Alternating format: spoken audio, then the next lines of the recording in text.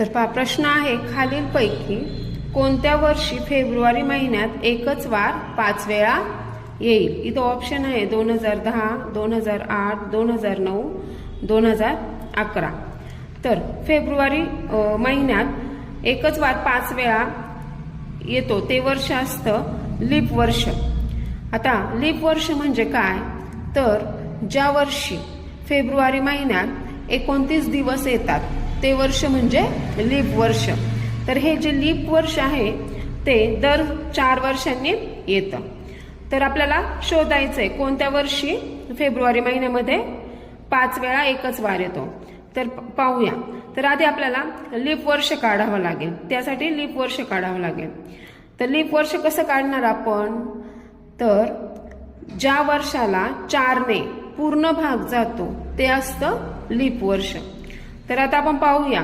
इथं पहिला ऑप्शन आहे 2010. 2010ला आपण 4ने भाग देऊन पाहूया.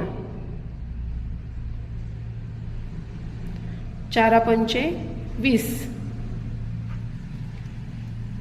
पुढे आलं 1, 4 0 0 1 आणि 4 2 8.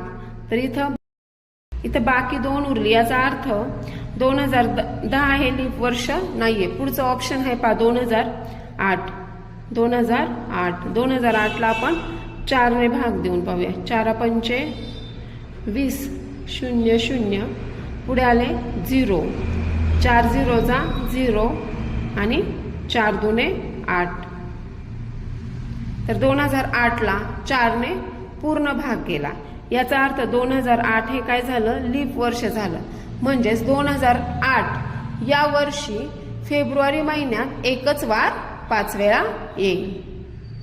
तर हा व्हिडिओ आवडला असल्यास व्हिडिओला लाईक करा, शेअर करा आणि चॅनलला सबस्क्राईब करायला विसरू नका.